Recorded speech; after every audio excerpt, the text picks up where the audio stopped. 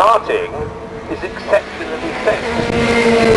It's a motorised sport. I think it is incredibly safe.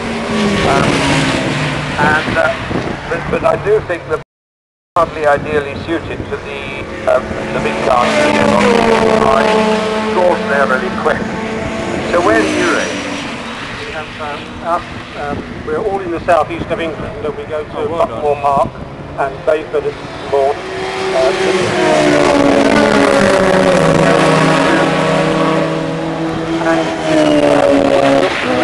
The Ella. So we have 6 different circuits throughout the season.